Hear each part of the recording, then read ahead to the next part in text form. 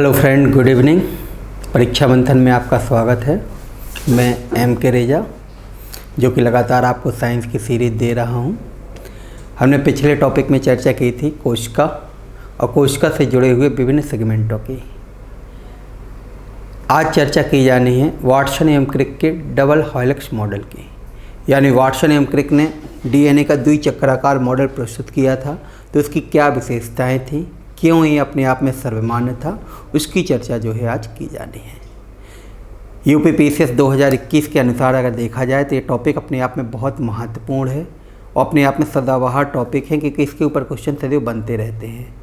ज़्यादातर क्वेश्चन पूछ लेता है कि वाटसन एवं क्रिक का मॉडल कैसा था और इस मॉडल की क्या विशेषता थी जिसके लिए इन्हें नोबेल पुरस्कार से सम्मानित किया गया था। तो चलिए आइए देखते हैं कि आखिर इनके मॉडल की क्या विशेषताएँ थी। ठीक, तो आप हेडिंग लिख सकते हैं वाटसन एवं क्रिक का, वाटसन एवं क्रिक का द्विचक्राकार मॉडल। तो वाटसन एवं क्रिक का द्विचक्राकार मॉडल, लेकिन किसका? DNA का, क्रिक का DNA का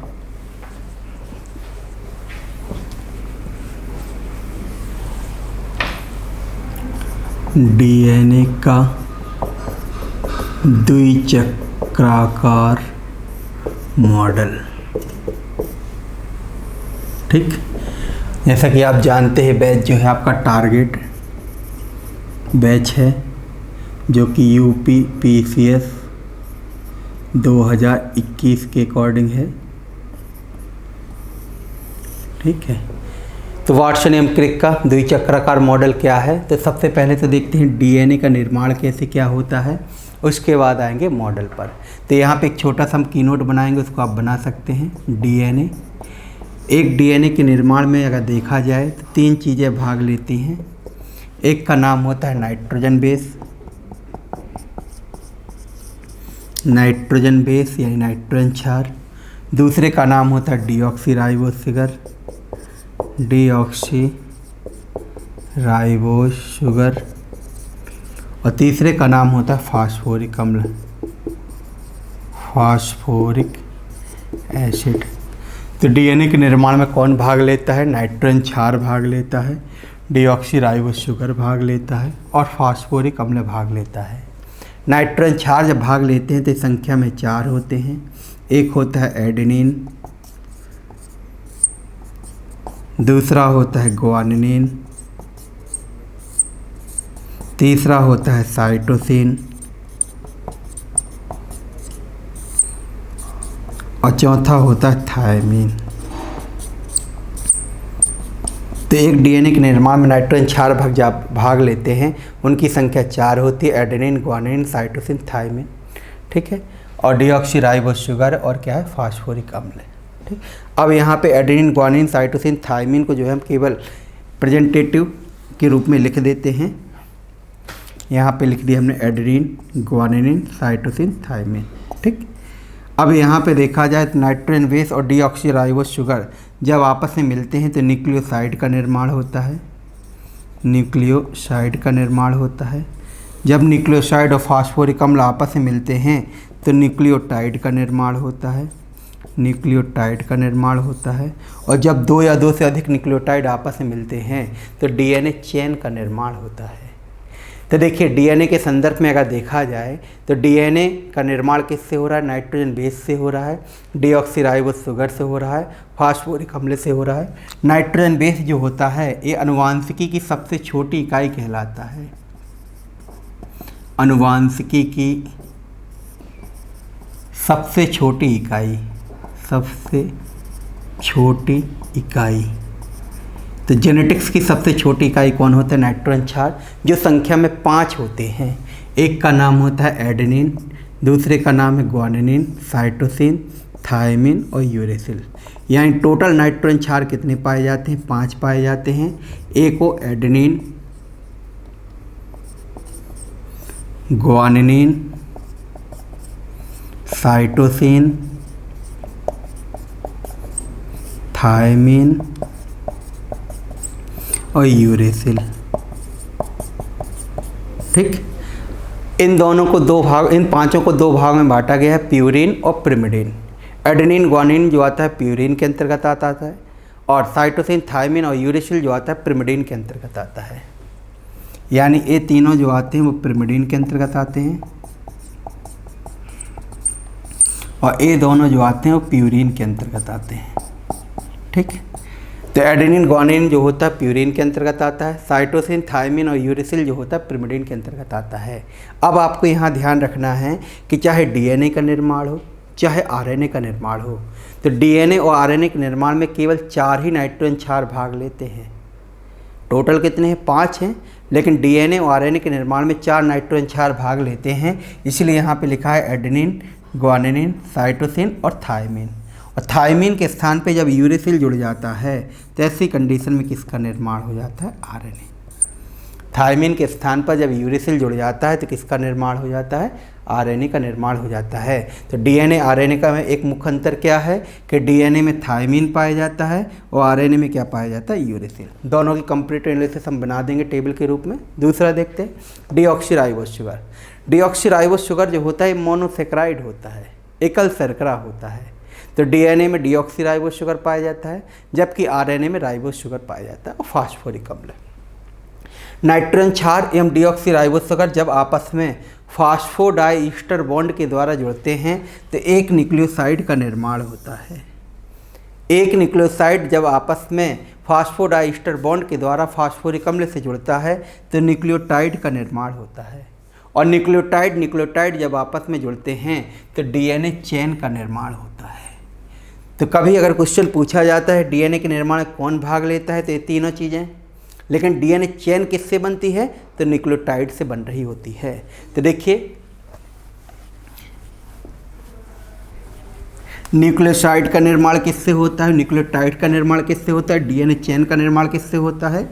इन तीनों को हम यहाँ पे पॉइंट वाइज में लिखते हैं। सबसे पहले लिखते हैं न्यूक्लियोसाइड। तो एक न्यूक्लियोसाइड का निर्माण जो होता है नाइट्रोजन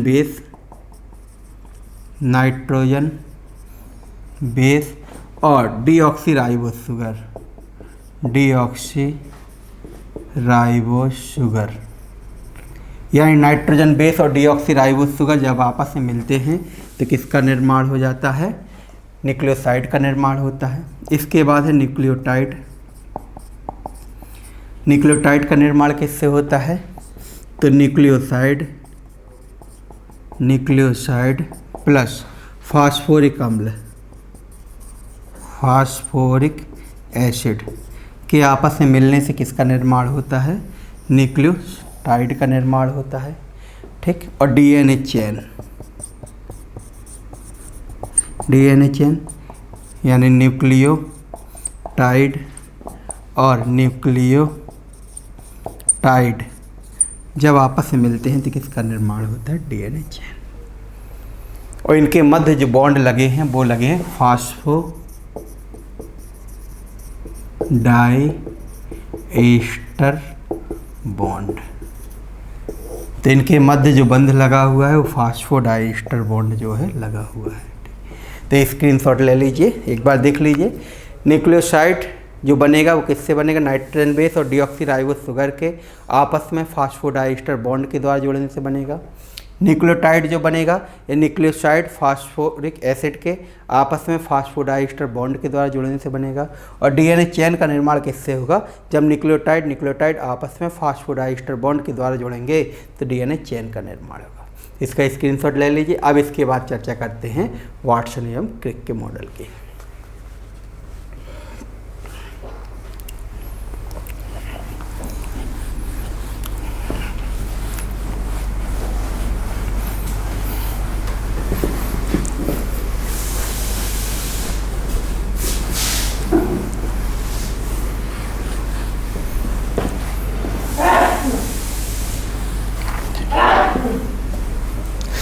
तो देखिए, डीएनए मॉडल के संदर्भ में सन 1950 के पहले विभिन्न वैज्ञानिकों ने अपने अपने मॉडल प्रस्तुत किए थे, परंतु कोई भी सर्वमान्य मॉडल नहीं था। लेकिन सन 1953 में वाटसन एवं क्रिक के द्वारा डीएनए का द्विचक्राकार मॉडल प्रस्तुत किया गया, जो कि अपने आप में सर्वमान्य मॉडल था। इसलिए सन 1962 में इन्हें नोबेल पुरस्कार से सम्मानित किया गया। तो 1962 में जब नोबेल पुरस्कार से सम्मानित किया गया था तो 3 वैज्ञानिकों को सम्मानित किया गया था, जिसमें से एक का नाम था वाटसन, दूसरे का नाम था क्रिक और तीसरे का नाम था विल्किंस। तो आप पिछले वाले चैप्टर में देखिएगा, जहाँ पे हमने खोज एवं खोजकर्ता जहाँ लिखवाया है वहाँ पे हमने लिखवाया कि डीएनए एक्सरे मॉडल को प्रस्तुत जो किया था वो विल्किंस नामक वैज्ञानिक ने किया था। यही कारण है कि 1962 का नोबेल पुरस्कार जो मिला था वो 3 वैज्ञानिकों को दिया गया था। तो देखिए अब यहाँ पे डीएनए का वाटसन एवं क्रिक का मॉडल, एक डायग्राम छोटा सा बना लेते हैं डीएनए का।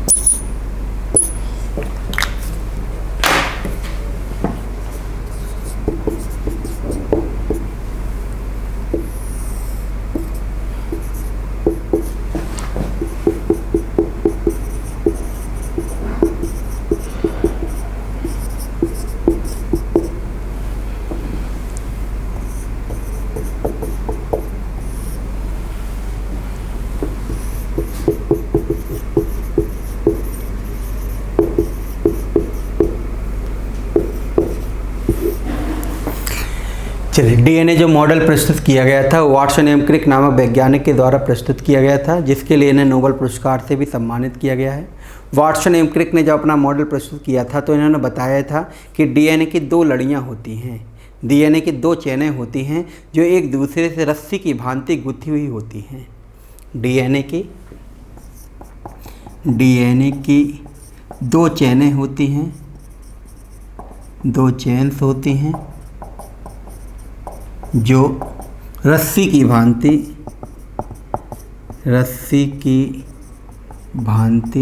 गुथी हुई होती हैं। तो डीएनए की 2 चेनें होती हैं जो एक दूसरे से रस्सी की भांति गुथी हुई होती हैं, जिसमें एक मूल चेन होती है और दूसरा उसका एलील कहलाती है। ये दोनों चेनें एक दूसरे की संपूरक होती हैं। ये दोनों चेन्स एक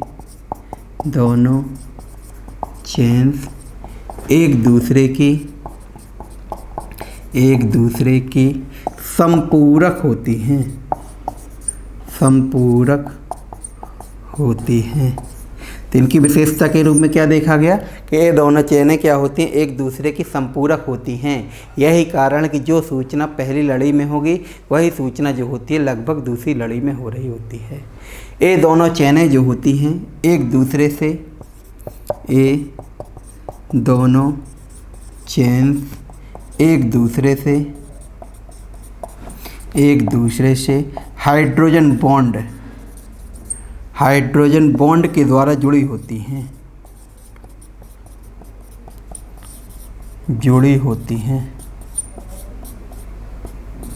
तो देखिए, हमने कहा कि डीएनए के 2 चेन हैं, एक है ये चेन और दूसरी है ए चेन। एक दूसरे से रस्सी की भांति गुथी हुई है और दोनों चेनें किससे जुड़ी हुई हैं, हाइड्रोजन बॉन्ड से जुड़ी होती हैं। ये दोनों चेनें एक दूसरे से किससे जुड़ी हुई हैं, हाइड्रोजन बॉन्ड के द्वारा जुड़ी हैं, जिसमें एडेनिन थाइमिन से डबल हाइड्रोजन बॉन्ड के द्वारा और ग्वानिन साइटोसिन से ट्रिपल हाइड्रोजन बॉन्ड के द्वारा जुड़ता है। तो इसका आप स्क्रीनशॉट ले लीजिए, इसके बाद आगे बढ़ें। हमने कहा कि दोनों चेनें जो होती हैं हाइड्रोजन बॉन्ड से जुड़ी होती हैं, जिसमें एडेनिन जो होता है थायमीन से डबल हाइड्रोजन बॉन्ड के द्वारा, और ग्वानिन जो होता है साइटोसिन से ट्रिपल हाइड्रोजन बॉन्ड के द्वारा जुड़ता है। यानी थायमीन जो होगा एडेनिन से डबल हाइड्रोजन बॉन्ड के द्वारा, और साइटोसिन जो होगा ग्वानिन से ट्रिपल हाइड्रोजन बॉन्ड के द्वारा जुड़ेगा। तो यहाँ पे लिख सकते हैं एडेनिन थायमीन से, ग्वानिन साइटोसिन से, थायमीन एडेनिन से, साइटोसिन ग्वानिन से।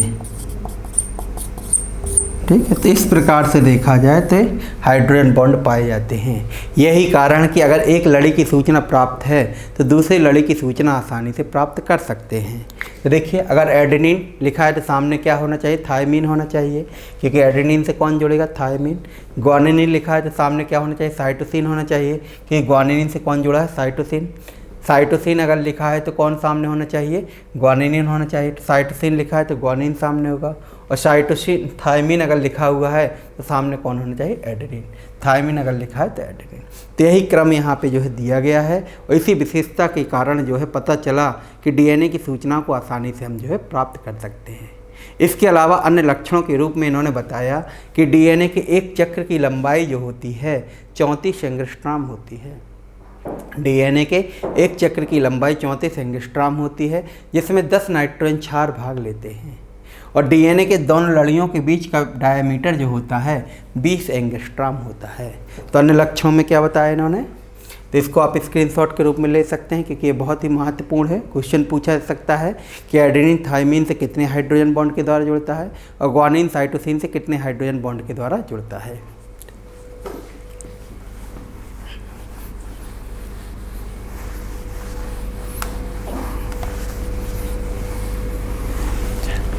इसमें अन्य पॉइंट लिखिएगा, डीएनए के एक चक्र की लंबाई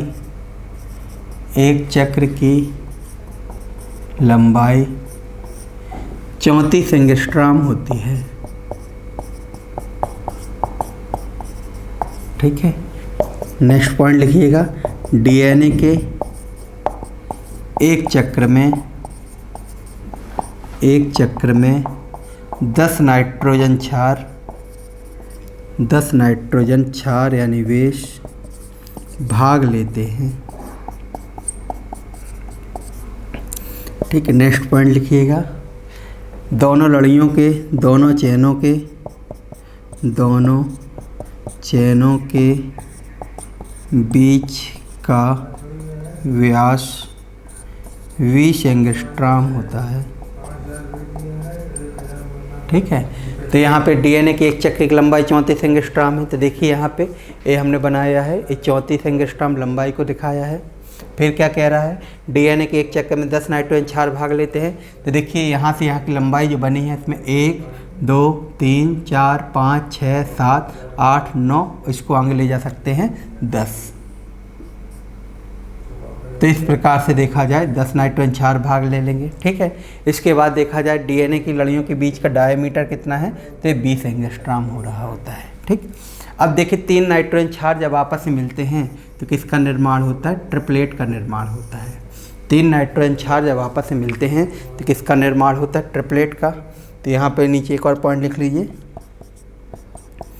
3 नाइट्रोजन क्षार के आपस में मिलने से कोडोन का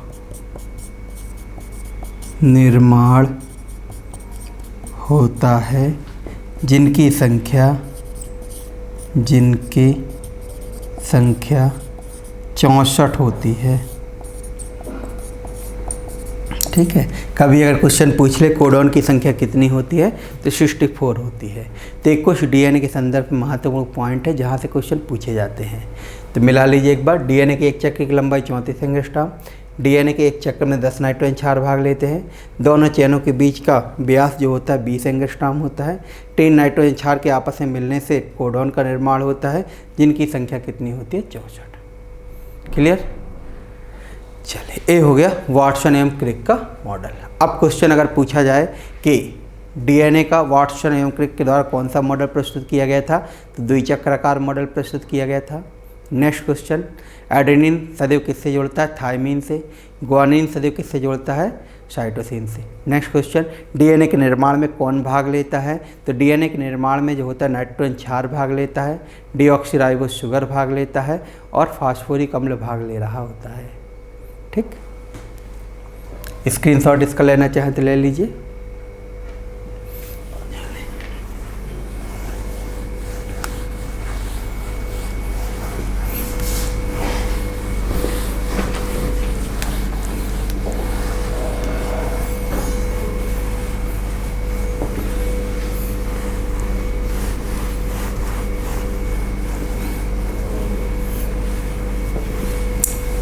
अब यहीं पे लिख लीजिए कि आरएनए का निर्माण किससे होता है? तो आरएनए का निर्माण नाइट्रोजन बेस राइबोज शुगर और फास्फोरिक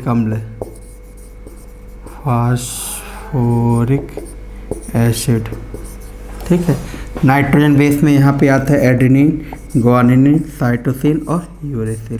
ठीक है, तो आरएनए के निर्माण में कौन कौन भाग लेता है? नाइट्रोजन बेस भाग लेता है, राइबोज शुगर भाग लेती है और फास्फोरिक अम्ल भाग लेता है। तो इसका स्क्रीनशॉट ले लीजिए।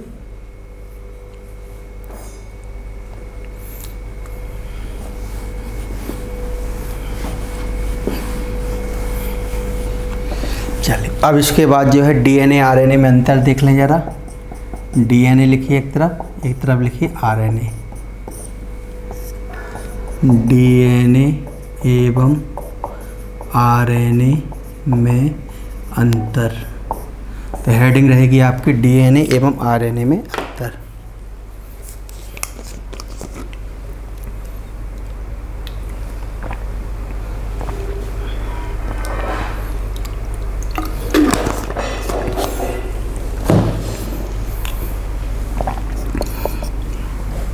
तो पहला पॉइंट है डीएनए का पूरा नाम डीऑक्सी राइबो न्यूक्लिक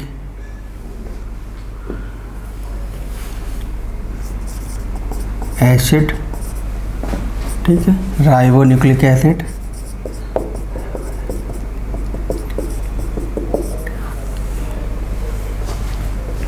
कहीं कहीं न्यूक्लिक एसिड भी मिलता है, डीऑक्सी न्यूक्लिक एसिड। ठीक है, नेक्स्ट, डीएनए के निर्माण में नाइट्रोजन क्षार में एडेनिन पाया जाता है, ग्वानिन पाया जाता है, साइटोसिन पाया जाता है, थायमिन पाया जाता है। इसमें थायमिन के स्थान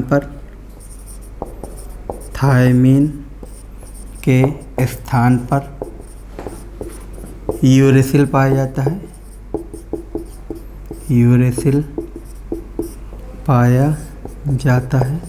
ठीक है, इसमें थायमिन पाया जाता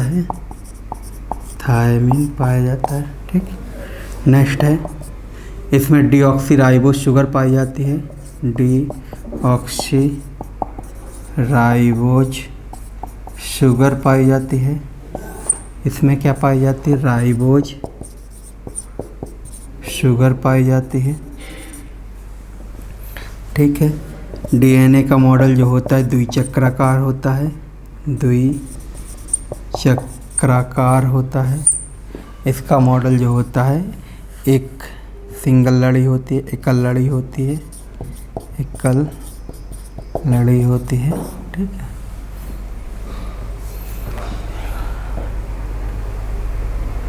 तो ये आप स्क्रीनशॉट ले सकते हैं। चलिए, अब इसके बाद आगे बढ़ते हैं।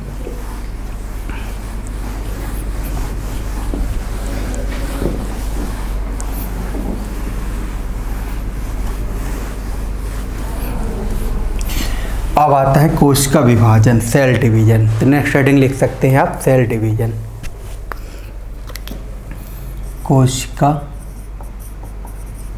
विभाजन। तो देखिए कोशिका विभाजन में चित्र बहुत सारे हैं, क्योंकि माइटोसिस डिवीजन पढ़ते हैं और मियोसिस डिवीजन पढ़ते हैं। तो यहाँ पे मुख्य रूप से हम देखते हैं क्वेश्चन के दृष्टिकोण से कहाँ कहाँ टॉपिक महत्वपूर्ण है।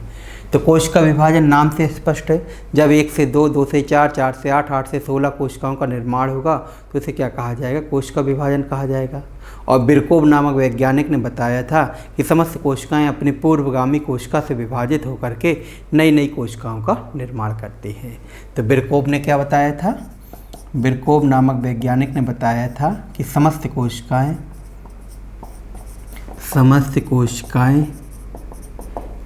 पूर्वगामी कोशिका से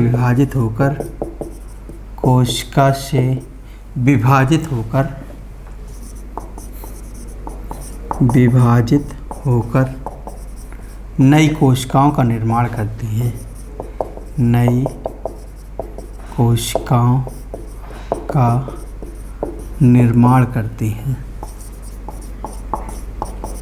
तो समस्त कोशिकाएं अपने पूर्वगामी कोशिका से विभाजित होकर के नई नई कोशिकाओं का निर्माण करते, किसने बताया, बिरकोव ने। अब कोशिका विभाजन जो होता है 2 प्रकार का होता है, एक है समसूत्री विभाजन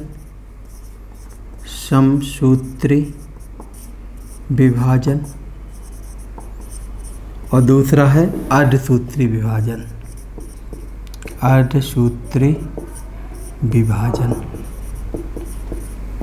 जिसे न्यूनकारी विभाजन के नाम से भी जाना जाता है, न्यूनकारी विभाजन के नाम से भी जाना जाता है। तो समसूत्री विभाजन नाम से स्पष्ट, सम यानी बराबर, सम यानी क्या होगा, बराबर होगा, ठीक। अर्धसूत्री विभाजन नाम से स्पष्ट है, अर्ध यानी आधी, 1/2। तो समसूत्री विभाजन ऐसा विभाजन कहलाता है जिसमें एक कोशिका से 2 कोशिकाओं का निर्माण होता है। जो कोशिका विभाजित होती है उसे मदर सेल कहा जाता है, जो कोशिकाएं बनती हैं उसे डॉटर सेल कहा जाता है। समसूत्री विभाजन ऐसा विभाजन है जिसमें एक कोशिका से 2 कोशिकाओं का निर्माण होता है। बनने वाली दोनों कोशिकाओं में गुणसूत्र की संख्या अपने मदर सेल के गुणसूत्र की संख्या के बराबर होती है।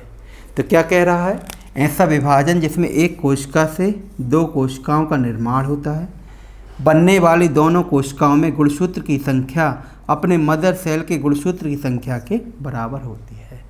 यानी एक कोशिका, जिसे हमने क्या कहा, मदर सेल यानी मातृ कोशिका से क्या बनेगा, 2 कोशिकाएं बनेगी यानी संतति कोशिका बनेगी, जिसमें गुणसूत्र की संख्या क्या होगी, अपने मातृ कोशिका की गुणसूत्र की संख्या के बराबर होगी, उसे कहा जाएगा समसूत्री विभाजन। तो समसूत्री विभाजन ऐसा विभाजन है जिसमें एक कोशिका से 2 कोशिकाओं का निर्माण होता है, बनने वाली दोनों कोशिकाओं में गुणसूत्र की संख्या अपने मदर सेल के गुणसूत्र की संख्या के बराबर होती है। तो सम यानी बराबर। दूसरा देखिए अर्धसूत्री विभाजन। अर्धसूत्री विभाजन ऐसा विभाजन कहलाता है जिसमें एक कोशिका से 4 कोशिकाओं का निर्माण होता है, बनने वाली 4 कोशिकाओं में गुणसूत्र की संख्या अपने मदर सेल के गुणसूत्र की संख्या के आधी हो जाती है। यानी गुणसूत्र की संख्या क्या होगी, आधी। तो एक कोशिका से कितनी कोशिकाएं बनेंगी, 4 कोशिकाएं बनेंगी, 1 2 3 4 कोशिकाएं बनेंगी। और जो 4 कोशिकाएं बनेंगी इसमें गुणसूत्र की संख्या कितनी हो जाती है, आधी आधी हो जाती है। इसे अर्धसूत्री विभाजन कहा जाता है। क्योंकि गुणसूत्र की संख्या कम हो जाती है इसलिए इसे क्या कहा गया है, न्यूनकारी विभाजन के नाम से भी जाना गया है। तो यह है मातृ कोशिका,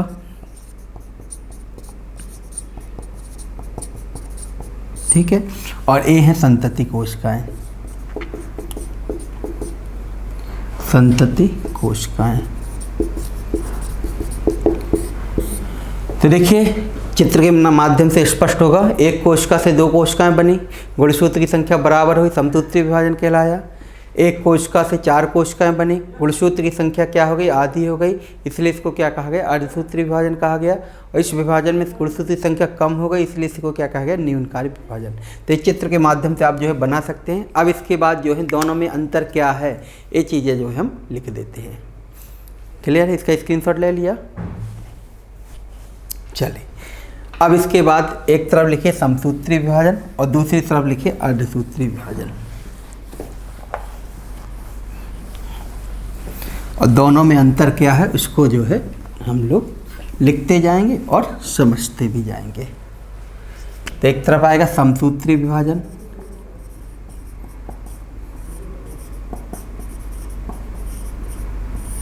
ठीक, दूसरी तरफ आएगा अर्धसूत्री विभाजन।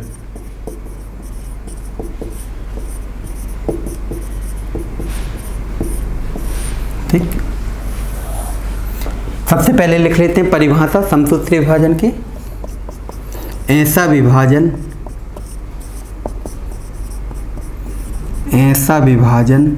जिसमें एक कोशिका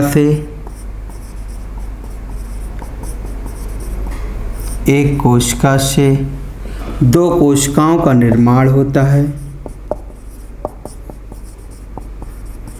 दो कोशिकाओं का निर्माण होता है, जिनमें गुणसूत्र की संख्या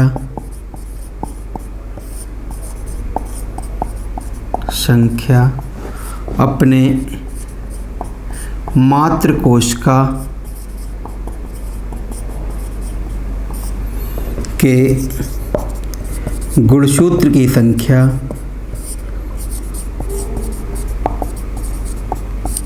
के बराबर होती हैं। ठीक, समसूत्री विभाजन कहलाता है, समसूत्री विभाजन कहलाता है। ठीक, ऐसा विभाजन जिसमें एक कोशिका से दो कोशिकाओं का निर्माण होता है, जिसमें गुणसूत्र की संख्या अपने मात्र कोशिका के गुणसूत्र की संख्या के बराबर होती है, समसूत्री विभाजन कहलाता है। अर्धसूत्री विभाजन की परिभाषा लिख लें। ऐसा विभाजन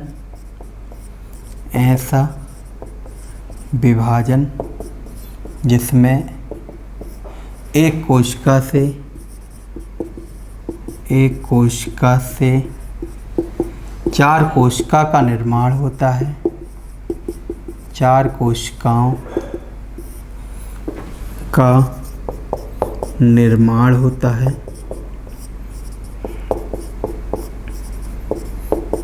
जिसमें गुणसूत्र की संख्या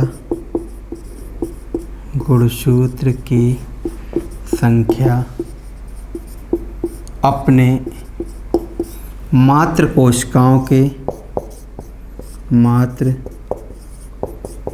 कोशिकाओं के गुणसूत्र की संख्या के आधी रह जाती है।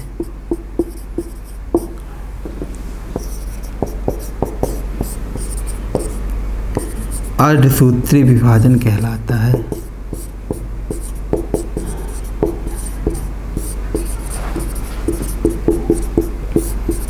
ठीक है, तो ऐसा विभाजन जिसमें एक कोशिका से कितनी कोशिकाएं बनती हैं? चार कोशिकाएं बनती हैं। चारों कोशिकाओं में गुणसूत्र की संख्या अपने मदर सेल के गुणसूत्र संख्या के आधी रह जाती है, उसे अर्धसूत्री विभाजन कहते हैं। इस विभाजन को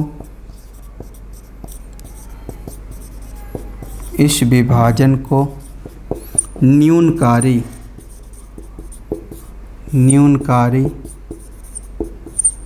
विभाजन के नाम से भी जाना जाता है। इस विभाजन को इस नाम से जाना जाता है, न्यूनकारी विभाजन के नाम से। इसका स्क्रीनशॉट ले लीजिए, साथ साथ में लिखते चलिए।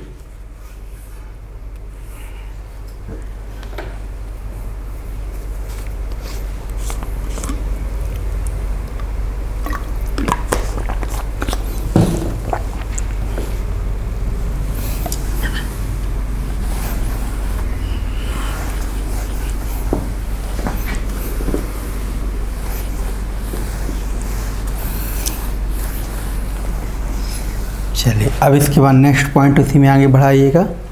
समसूत्री विभाजन में यह विभाजन केवल देहिक कोशिकाओं में पाया जाता है। देहिक कोशिकाओं में पाया जाता है। ठीक है, समसूत्री विभाजन केवल किस में पाया जाता है? देहिक कोशिकाओं में पाया जाता है। अर्धसूत्री विभाजन, यह विभाजन केवल जनद कोशिकाओं में पाया जाता है। तो ये किस में पाया जाता है? जनद कोशिकाओं में पाया जाता है। तो ध्यान रखिएगा, समसूत्री विभाजन किस में है? केवल देहिक कोशिकाओं में। और अर्धसूत्री विभाजन किस में केवल पाया जाता है? जनद कोशिकाओं में। नेक्स्ट पॉइंट है समसूत्री विभाजन, यह विभाजन एक अवस्था में संपन्न होता है। एक अवस्था में संपन्न होता है। ठीक है, यानी यह विभाजन जो होता है केवल एक अवस्था में संपन्न होता है, जिसके 4 चरण होते हैं। जिसके 4 चरण होते हैं। ठीक है, कौन कौन से चरण होते हैं उसको भी हम लिख देते हैं। Prophase, metaphase, anaphase, telophase. तो यह विभाजन जो होता है एक अवस्था में संपन्न होता है, जिसके 4 चरण होते हैं, जिसे प्रोफेज, मेटाफेज, एनाफेज, टीलोफेज के नाम से जाना जाता है। अर्धसूत्री विभाजन में यह विभाजन 2 अवस्थाओं में संपन्न होता है। 2 अवस्थाओं में संपन्न होता है। ठीक है, अब यहाँ पे लिख लेते हैं अवस्था प्रथम और दूसरा लिख लेते हैं अवस्था द्वितीय। ठीक है, अवस्था प्रथम और अवस्था द्वितीय। अवस्था प्रथम जो है उसमें है prophase first,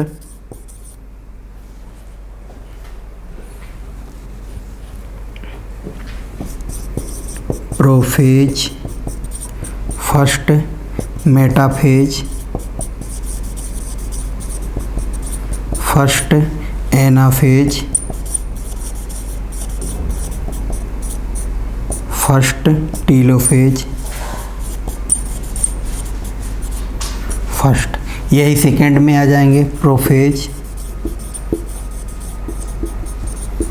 second, metaphase second, telophase, anaphase second, telophase second. ठीक है, तो अवस्था प्रथम में प्रोफेज फर्स्ट लिखा है सब में, और सेकेंड में सेकेंड लिखा हुआ है। क्लियर है? इसका स्क्रीनशॉट ले लीजिए। ठीक है, इस विभाजन में थोड़ा और पॉइंट बढ़ा लेते हैं। तो देखिए, सेकेंड अवस्था जो होती है एक किस पर निर्भर करती है? माइटोसिस डिवीजन पर। तो नेक्स्ट पॉइंट लिख सकते हैं, इस विभाजन की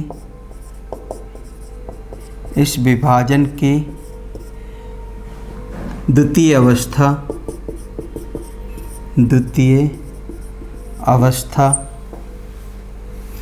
समसूत्री विभाजन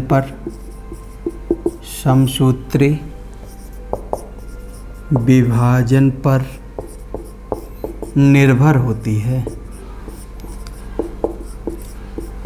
ठीक है, तो ध्यान रखना है कि इस विभाजन की यानी अर्धसूत्री विभाजन की द्वितीय अवस्था जो होती है वो किस पर निर्भर करती है?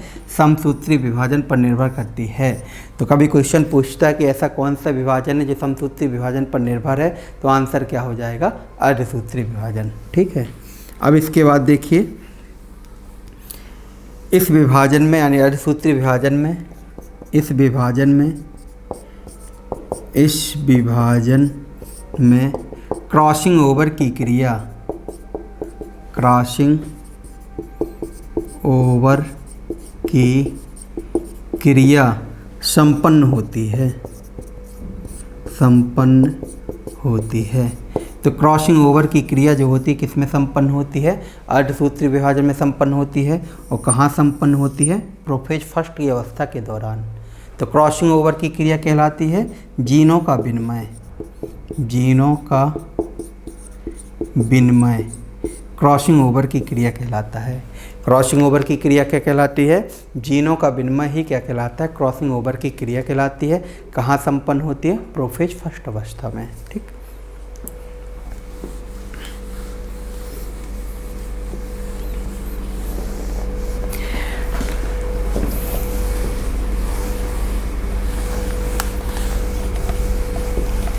अब देखिए यहाँ पे समसूत्री विभाजन जो होता है उसमें गुणसूत्र जो होते हैं एकाहारी पाए जाते हैं। इस विभाजन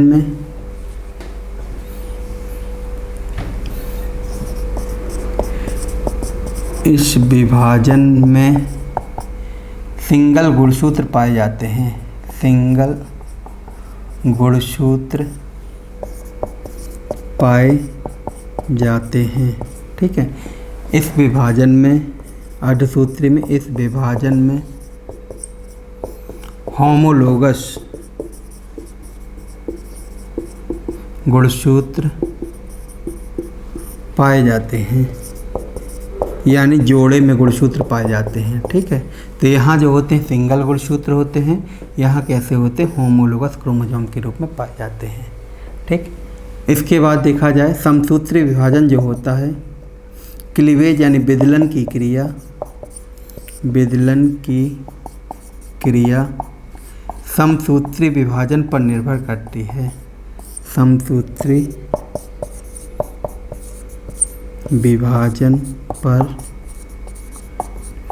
निर्भर करती है। तो विदलन की क्रिया किस पर निर्भर करती है? समसूत्री विभाजन पर निर्भर करती है। यहाँ पे देखा जाए तो अर्धसूत्री विभाजन किस में होता है? देहिक कोशिका में होता है, इसलिए ये विभाजन दो प्रकार से हो जाएगा, दो प्रकार से होगा। एक होगा शुक्राणु जनन के रूप में, शुक्राणु जनन, और दूसरा होगा अंडाणु जनन के रूप में, अंडाणु जनन। ठीक है, तो स्पर्मेटोजेनेसिस,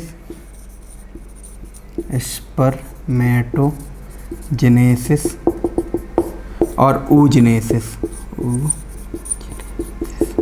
तो ध्यान रखिएगा स्पर्मेटोजेनेसिस की क्रिया किस पर निर्भर करती है? अर्धसूत्री विभाजन पर निर्भर करती है। और oogenesis की क्रिया किस पर निर्भर करती है? यह भी निर्भर करती है अर्धसूत्री। स्पर्मेटोजेनेसिस की क्रिया किस में होती है? मेल में होती है। और oogenesis की क्रिया किस में होती है? फीमेल में।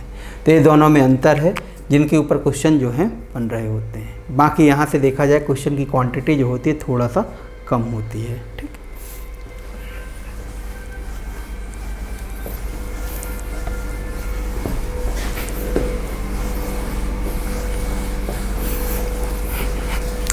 अब यहाँ पे आपको दो पॉइंट लिखना है स्पर्मेटोजेनेसिस और oogenesis से संबंधित। पहला पॉइंट लिखिएगा स्पर्मेटोजेनेसिस, स्पर्मेटोजेनेसिस में 4 कोशिकाएं बनती हैं, 4 कोशिकाएं बनती हैं। ठीक, और oogenesis में लिखना है आपको, oogenesis में भी 4 कोशिकाएं बनती हैं, 4 कोशिकाएं बनती हैं, जिसमें एक मूल कोशिका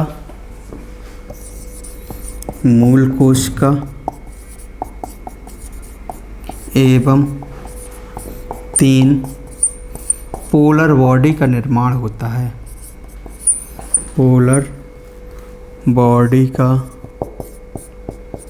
निर्माण होता है।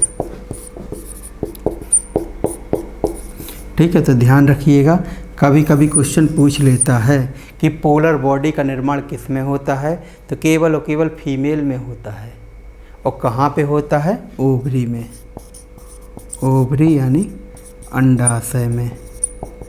तो पोलर बॉडी का निर्माण किस में होता है? केवल फीमेल में होता है। और कहाँ पे होता है? अंडाशय में होता है।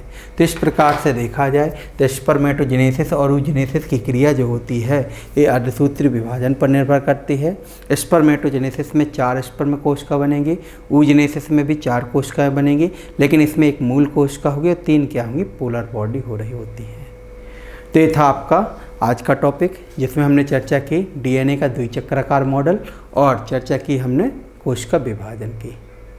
तो आज का टॉपिक आपको कैसा लगा कमेंट बॉक्स में कमेंट करके ज़रूर बताइएगा। टॉपिक को लाइक कीजिएगा, शेयर कीजिएगा और जो बच्चे पहली बार चैनल से जुड़ रहे हैं उसको सब्सक्राइब कीजिएगा। चलिए मिलते हैं नेक्स्ट क्लास में। Okay, thank you, bye bye.